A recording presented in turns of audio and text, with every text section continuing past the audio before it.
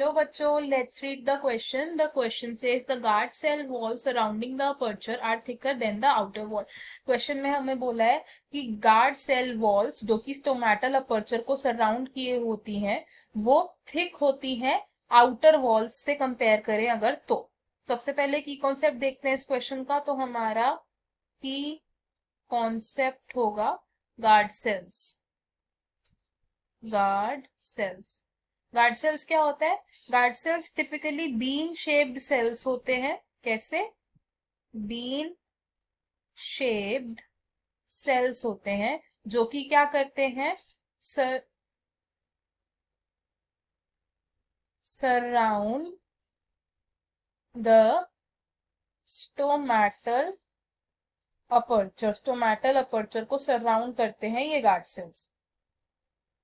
ये जो guard sales होते हैं ये कुछ इस तरीके से प्लेस्ड होते हैं, जैसे सपोजिंगली ये हमारा स्टोमैटल अपर्चर है तो ये हमारे दो गार्ड सेल्स होते हैं। हम इसको लेबल कर लेते हैं। ये शेडेड पोर्शन क्या है? स्टोमैटल अपर्चर, और ये जो साइड पे बीन शेप्ड सेल्स हैं ये क्या है? Guard cells. अब ये जो गार्ड सेल्स होते हैं इनमें क्या प्रॉपर्टीज होती है? ये जो गार्ड सेल्स होते हैं इनमें क्लोरोप्लास्ट प्रेजेंट होता है और इसमें माइक्रोफाइब्रिल्स रेडियली प्रेजेंट होते हैं। क्या होता है इसमें? एक तो क्लोरोप्लास्ट होता है, दूसरा क्या होता है? Radially arranged micro fibrils.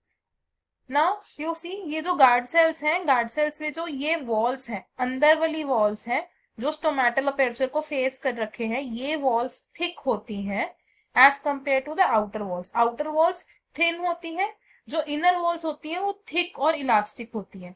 हम उसको कैसे लिख सकते हैं फिर? द आउटर वॉल्स कैसी हैं? थिन है। और इनर वॉल्स कैसी है हमारी? Inner walls are thick and elastic. तो हमें हमारे क्वेश्चन का आंसर मिल गया। हमें क्वेश्चन में ये पूछा था कि जो गार्ड सेल वॉल्स अपर्चर को सराउंड करती हैं वो इनर साइड पे थिक होती हैं और आउटर साइड में थिन होती है। तो the answer here is true.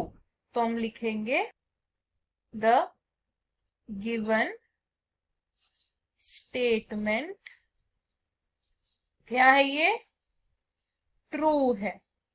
I hope you understood it. All the best. Thank you.